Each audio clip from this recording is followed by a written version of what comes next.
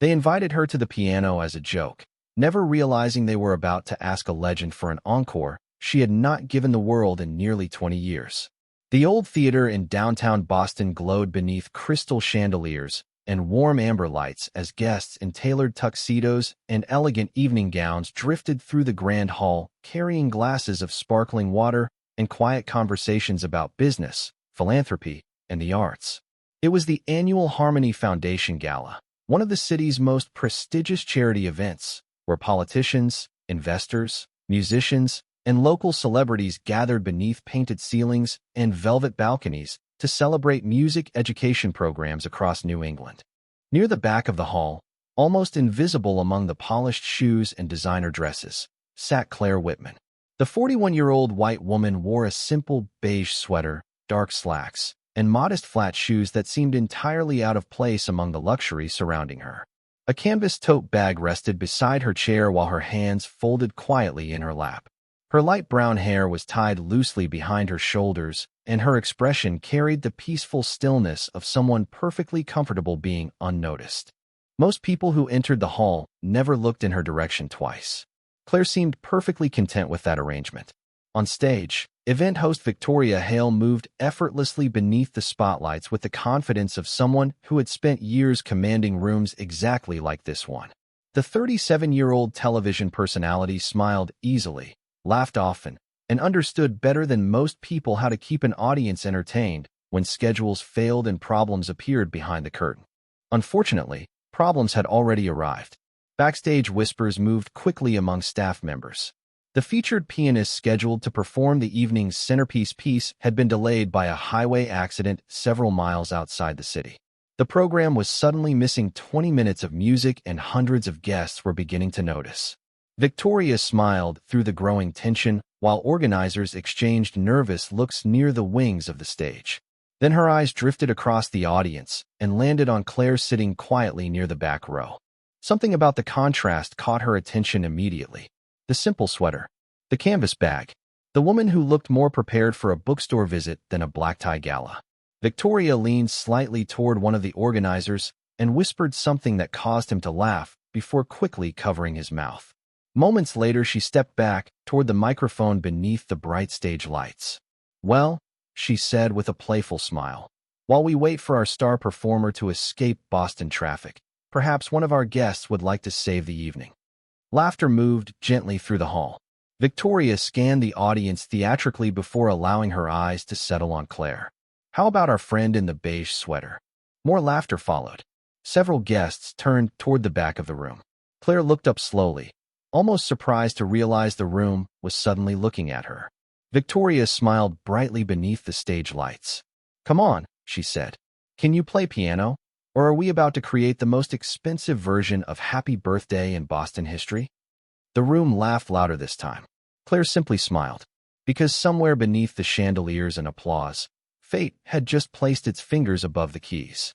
For a moment, the only sound inside the hall was the soft clinking of glasses and the distant hum of conversations trying to decide whether this was part of the program or simply an awkward joke that had gone too far. Claire Whitman remained seated for several seconds, her expression calm and unreadable as dozens of strangers turned in their seats to look toward the woman in the beige sweater near the back row. Victoria Hale smiled brightly beneath the stage lights, completely comfortable with the laughter moving through the audience around her. "Do not worry," she said playfully into the microphone. "The standards for volunteer performances are surprisingly low." More laughter rolled across the hall beneath the chandeliers. Claire glanced briefly toward the grand piano standing alone under the warm lights at center stage. It was a beautiful instrument, a polished black Steinway concert grand with ivory keys reflecting the glow from above like still water beneath moonlight. Some people in the room saw an expensive piece of furniture. Claire saw an old friend waiting patiently in silence. She stood slowly from her chair and adjusted the strap of the canvas tote resting against her shoulder. A few nearby guests exchanged amused looks as she began walking toward the stage. Her shoes moved quietly across the marble floor, while conversations followed behind her like whispers carried by wind. Victoria stepped aside slightly as Claire approached the stairs leading to the platform. "This is very brave of you." Victoria said with a smile that balanced somewhere between kindness and entertainment. Claire returned the smile politely. Perhaps, she replied softly. Victoria held out the microphone. Any requests from the audience? Chopin, Beethoven, or should we lower expectations and begin with Twinkle, Twinkle, Little Star? The room laughed again. Even some of the event staff near the wall struggled to hide their smiles. Claire simply looked toward the piano. Do you mind if I choose? She asked quietly. Victoria raised an eyebrow before laughing lightly. Please do. Claire stepped onto the stage and crossed the final few feet toward the Steinway. Something unusual happened as she approached it. Her posture changed almost invisibly. Not dramatically. Not enough for anyone to understand why they suddenly felt different watching her. But the hesitant guest who had entered wearing a sweater and carrying a canvas bag seemed to disappear somewhere between the microphone stand and the piano bench. In her place stood someone who moved with familiarity and certainty, as though every step had already been taken 1,000 times before. Near the wings of the stage, theater director Daniel Mercer looked up from a conversation with one of the organizers. His eyes narrowed slightly as he watched the woman approaching the instrument. There was something strangely familiar about the way she adjusted the bench before sitting down. Something about the way her fingers rested lightly above the keys without touching them yet. Across the hall, conversations slowly faded. Victoria stepped away from center stage and folded her arms with amused curiosity. Claire lowered her eyes toward the keyboard and allowed her fingertips to hover over the ivory keys for a single quiet moment. Somewhere high above the audience, the chandeliers reflected softly against polished black wood. Then the room held its breath and waited for the first note. The first note drifted into the hall so softly that several people wondered if they had imagined it. Then came the second, then the third. Within seconds, every conversation beneath the chandeliers disappeared completely. Claire Whitman's hands moved across the keyboard with a quiet confidence that transformed the room before anyone fully understood what was happening. The playful atmosphere that had filled the theater only moments earlier evaporated beneath melodies that seemed to belong to another world entirely. Glasses stopped halfway to lips. Phones lowered slowly back onto tables. Even the servers carrying trays near the walls seemed to pause without realizing they had stopped moving. Victoria Hale stood near the microphone with a smile that slowly faded into confusion and then into something much closer to disbelief. This was not the sound of a talented amateur discovering courage in front of strangers. This was mastery. Decades of mastery. Every note arrived exactly where it belonged, and somehow carried emotions larger than the room itself. Claire's expression remained peaceful as her fingers traveled effortlessly across the ivory keys beneath the stage lights. She was not performing for applause. She was not proving anyone wrong. She looked almost as though she had forgotten the audience existed at all. Somewhere near the center tables, a man quietly removed his glasses and leaned forward in his seat. Beside him, his wife covered her mouth with her hand. Near the back of the hall, two donors who had been discussing business contracts only minutes earlier now sat perfectly still beneath the soft glow of candlelight. Music had a strange ability to make strangers feel the same emotion at exactly the same moment. Near the wings of the stage, Daniel Mercer stared toward the piano without blinking. The theater director had spent 30 years working alongside some of the greatest musicians in the country. He knew the difference between talent and greatness. More importantly, he knew the difference within seconds. Claire moved effortlessly through passages that many concert pianists spent entire careers struggling to master. Yet it was not technical perfection that unsettled him.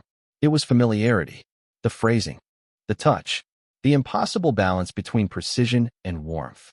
Daniel took an unconscious step closer to the stage. His heart began searching through memories he had not visited in years. Newspaper headlines, concert posters, standing ovations beneath these very chandeliers. Across the hall, Victoria slowly lowered the microphone resting in her hand. The joke no longer existed. In its place stood a room full of people experiencing the uncomfortable realization that they had misunderstood something important before it had even spoken. Claire's hands continued moving with graceful certainty as melodies rose toward the painted ceiling and drifted beneath the velvet balconies overhead. Somewhere deep inside the audience, embarrassment quietly began transforming into admiration. Daniel suddenly froze beside the curtain. His eyes widened slightly as another familiar phrase echoed through the hall. He knew that interpretation. He knew those dynamics. He knew the woman sitting at that piano. Almost 20 years earlier, before she had disappeared from concert programs and magazine covers, there had been only one pianist in America who played that piece exactly that way. The room remained silent. Daniel Mercer stopped breathing for a moment as the truth finally reached him. The woman everyone had invited onto the stage as entertainment was not a guest pretending to be a musician. The hall had unknowingly asked a legend to introduce herself. Daniel Mercer moved closer to the edge of the stage as though the music itself had reached out and pulled him forward. Around him, the audience remained perfectly still beneath the chandeliers and painted ceilings of the old theater. Claire Whitman continued playing without hesitation, her fingers moving across the keyboard with the effortless grace of someone speaking a language she had known her entire life. Every phrase carried intention. Every pause seemed to breathe. It was not merely performance. It was memory given sound. Daniel felt his chest tighten as another passage floated through the hall. He had heard it before, not in rehearsal rooms or conservatories or competitions. He had heard it 20 years earlier in New York, standing backstage at Carnegie Hall while a young pianist with impossible talent brought an audience to its feet before the final movement had even finished. The newspapers had called her the future of American classical music. Critics had called her a once-in-a-generation artist. Then one day, she had simply disappeared. Concert schedules stopped carrying her name. Interviews ended. The world moved on while the questions remained unanswered. Daniel stared toward the woman in the beige sweater sitting beneath the stage lights. "It cannot be," he whispered quietly to himself. Beside the microphone stand, Victoria Hale stood frozen with both hands wrapped around the microphone she had forgotten she was holding. The confidence that had carried her through hundreds of live events had disappeared somewhere between the first measure and the second page of music. She looked toward the audience and found expressions that mirrored her own disbelief. A businessman near the front table had leaned so far forward that his chair no longer touched the back of his jacket. A woman seated near the balcony wiped quietly at tears she could not explain. Even the photographers hired to document the gala had lowered their cameras, as though some moments deserved witnessing more than recording. Claire remained unaware of all of it. Or perhaps she simply did not care. Her eyes stayed on the keys while melodies rolled through the hall like waves returning to a shoreline they remembered well. Daniel finally stepped onto the stage itself, stopping several feet behind the piano bench as realization settled fully over him. There was no longer any doubt. Only certainty. The phrasing was hers. The touch was hers. The impossible warmth hidden inside technical perfection belonged to only one person he had ever heard in his entire career. As the final movement approached, Daniel lowered his head briefly and smiled with something very close to gratitude. Across the hall, guests who had arrived expecting speeches and fundraising announcements now sat in complete silence beneath the golden light overhead. Nobody checked their phones. Nobody whispered. Nobody moved. The room itself seemed afraid to interrupt what was happening. Then Claire played the final chord and allowed her hands to rest gently in her lap. The last note lingered beneath the chandeliers for what felt like forever. Daniel Mercer looked toward the audience before speaking words he never imagined he would say again. "Ladies and gentlemen," he said softly, "you are listening to Claire Whitman." The room went silent all over again. For several seconds after Daniel Mercer spoke her name, nobody in the hall reacted at all. The words seemed to hang beneath the chandeliers alongside the final notes that still lingered somewhere in the silence above them. Then recognition began moving slowly across the audience like dawn crossing a dark horizon. A woman near the center tables reached for her phone with trembling hands before pulling up an old article she had saved years earlier. A man beside her whispered something quietly before staring back toward the stage in disbelief. One by one, memories returned to people who had once filled concert halls, collected recordings, and followed the extraordinary rise of a pianist who had vanished just as the world had begun calling her one of the greatest musicians of her generation. Victoria Hale looked toward Claire as though seeing her for the first time. The beige sweater, the quiet smile, the canvas tote bag resting beside the piano bench. Somehow all of it felt different now, though none of it had changed at all. Daniel stepped closer to the piano, his voice softer than anyone in the room had ever heard it before. 20 years ago, She performed in this very theater during the International Arts Series, he said quietly. Tickets sold out in less than 48 hours. People stood in the aisles because there were no seats left. Across the hall, several older guests nodded slowly as memories resurfaced beneath the warm lights overhead. Daniel continued. 3 months later, she performed at Carnegie Hall. 6 months after that, she disappeared from the public stage entirely. The room remained silent. Victoria lowered the microphone to her side and looked toward Claire with an expression that had lost every trace of amusement. "Why did you stop?" she asked softly before realizing she had spoken into the silence rather than into the program. Claire rested her hands gently on the piano keys without pressing them down. For a moment, she seemed to search for the right answer among memories only she could see. Finally, she smiled. Because music stopped feeling like music and started feeling like a schedule. Nobody moved. Claire looked out across the audience. Every performance became another airport, another interview, another expectation waiting backstage. Her eyes drifted toward the chandeliers above the hall. One day I realized I loved the piano too much to let myself begin resenting it. Daniel lowered his eyes briefly and nodded with understanding that needed no explanation. Victoria stood quietly beside the stage lights while the weight of her earlier jokes settled heavily in the silence around her. Claire noticed her expression and offered a gentle smile. "You gave me an unexpected gift tonight." Victoria looked up in surprise. Claire glanced down at the piano beneath her fingertips. "I have not played for an audience in 19 years. The room fell silent once more. Somewhere near the back of the hall, a guest slowly began to applaud. Then another joined. Then another. Within seconds, the entire theater rose to its feet beneath the golden light of the old chandeliers. The standing ovation rolled across the room like thunder, softened by gratitude. Claire remained seated at the piano for a moment longer before standing quietly beside the bench.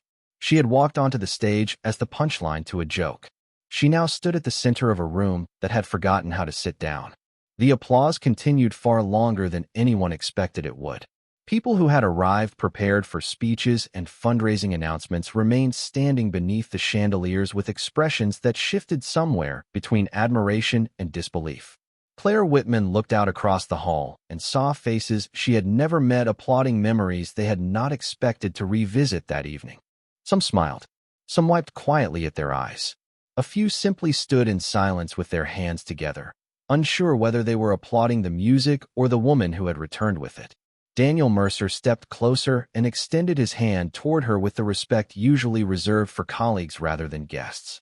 "I spent 20 years wondering where you went," he said quietly. Claire smiled gently as she shook his hand. "I spent 20 years discovering that silence can be just as beautiful as applause." Daniel nodded slowly as though he understood more than he could explain. Nearby, Victoria Hale finally stepped toward the piano with the microphone resting loosely at her side. The confidence that had filled her voice earlier in the evening had disappeared entirely, replaced by something much more human. "Claire," she began softly, "I owe you an apology." The room fell quiet once more. Victoria lowered her eyes briefly before continuing. "I thought I was making the audience laugh. I did not realize I was asking someone extraordinary to become part of the joke." Claire looked at her for a moment before smiling warmly. "You gave an audience something they were never supposed to receive tonight." Victoria looked confused. Claire glanced toward the piano beside her. A second first performance. The answer settled over the room as gently as the music had. Victoria smiled for the first time since the revelation, though this time there was no performance behind it. Only gratitude. Daniel looked toward Claire again. "Would you ever consider returning to the stage?" The question seemed to ripple quietly through the audience as hundreds of people suddenly realized they wanted the answer just as much as he did. Claire rested her fingertips lightly against the polished surface of the piano and looked toward the empty balcony seats above them. "Perhaps," she said softly. "But if I do, it will be because I miss the music, not because I miss being recognized."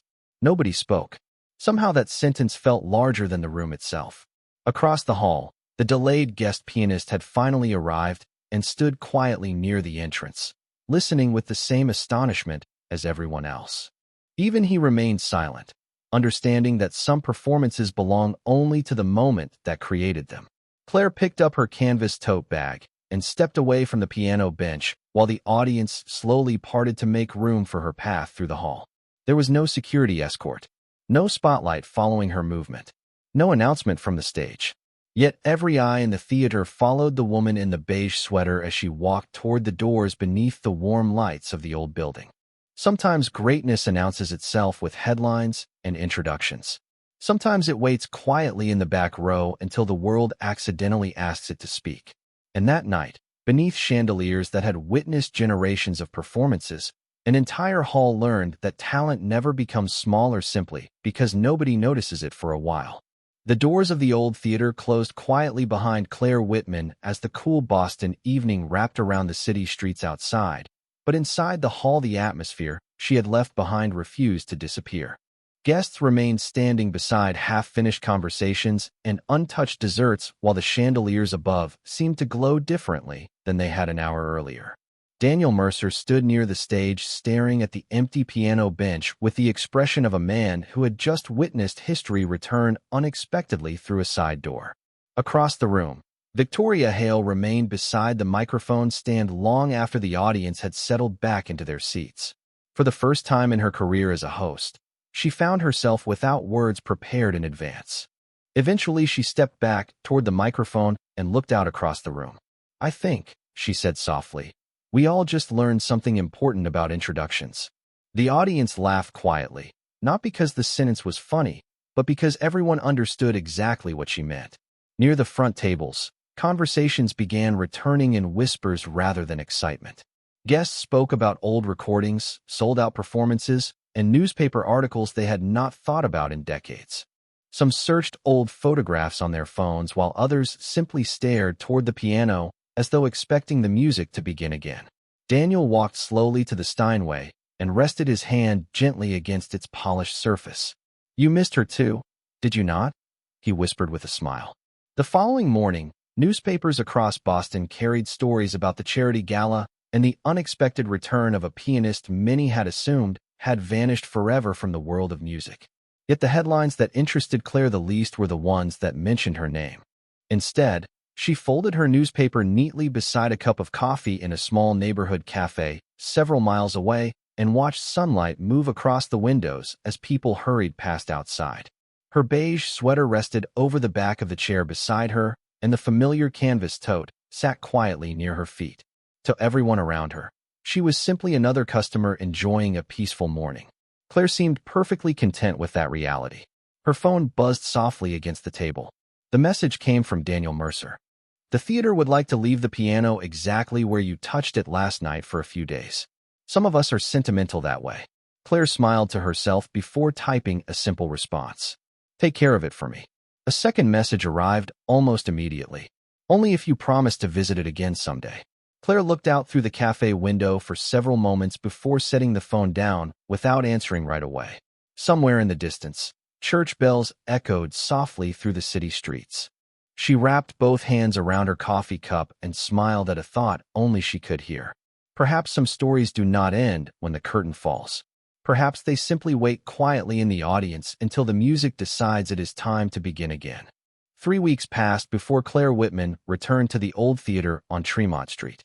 Boston had begun settling into early winter, and a light snowfall moved quietly through the city as evening lights reflected against wet sidewalks and passing taxis.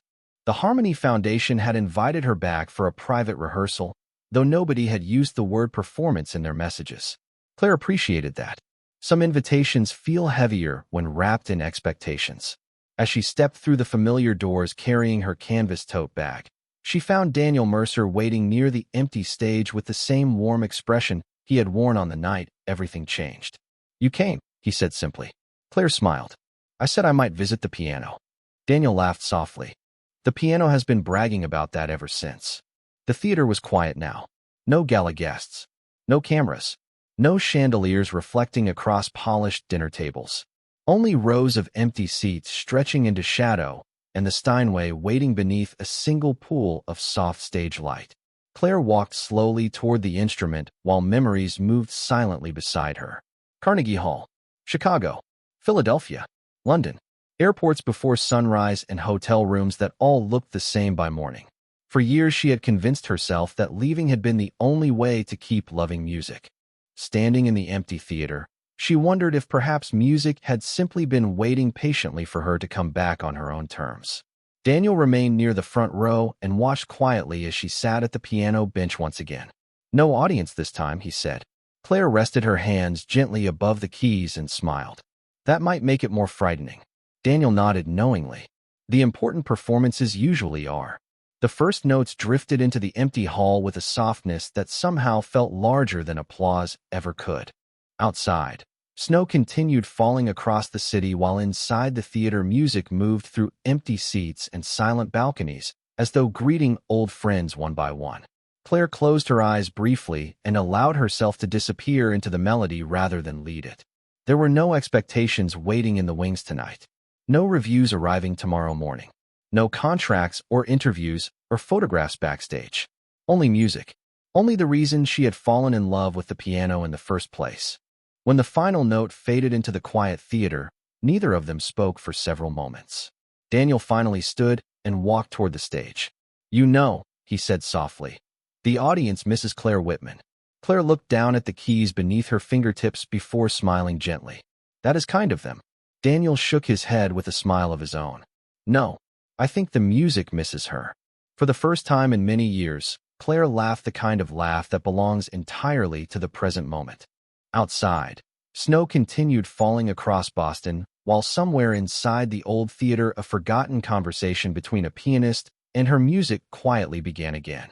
6 months later, on a cold evening just before Christmas, the lights of the old Boston Theater shone once again across Tremont Street as people gathered beneath the marquee with scarves wrapped tightly against the winter air. There had been no national advertising campaign, no television interviews, and no grand announcement promising the return of a legend. Instead, a simple message had appeared quietly on the theater website only 3 days earlier. An evening of music in support of local arts education programs. Special guest performer to be announced. Yet somehow every seat had disappeared within hours. Inside the hall, the chandeliers glowed above rows of guests who spoke in hushed voices, as though they already sensed they were about to become part of something that would be remembered for years. Daniel Mercer stood near the wings of the stage and smiled toward the audience filling the same room that had once laughed at a woman in a beige sweater sitting quietly in the back row. Near the front of the stage, Victoria Hale adjusted the microphone in her hands before stepping beneath the lights once more. This time her voice carried none of the effortless performance that had defined her before. It carried sincerity instead. "Sometimes," she said softly, "the most extraordinary people enter our lives without introductions, titles, or announcements. Sometimes we only recognize greatness after it has already shown us kindness." The room listened quietly. Victoria smiled toward the wings of the stage. "Tonight, I have the privilege of introducing someone properly." The audience turned toward the curtain as Claire Whitman stepped slowly into the light, wearing the same calm expression she had carried on the night everything changed. There was no designer gown, no dramatic entrance. She wore a simple dark dress and carried herself with the same quiet grace that had once been mistaken for ordinary. For a moment, she simply stood beneath the chandeliers and looked out at the audience before taking her seat at the piano. Then her fingers touched the keys. The music that followed did not feel like a comeback concert. It felt like a conversation that had been paused for 20 years and had finally found the courage to continue. Notes rose toward the painted ceilings and drifted beneath the balconies while strangers shared silence together beneath the glow of winter lights. Some guests closed their eyes. Some smiled through tears they did not expect. Daniel watched from the wings while Victoria sat quietly near the front row, listening with the humility that sometimes arrives only after embarrassment teaches it gently. When the final note finally faded into the stillness of the theater, nobody moved. Then the audience rose together beneath the chandeliers in a standing ovation that seemed less like applause and more like gratitude. Claire stood beside the piano and looked out across the hall before offering a small smile that belonged entirely to the moment. Some people spend their lives searching for recognition. Others discover that the right room eventually becomes quiet enough to listen. And that winter evening in Boston, beneath lights that had witnessed generations of music, an entire hall remembered that talent does not disappear when the world stops looking at it. Sometimes it is simply waiting for the right reason to play again.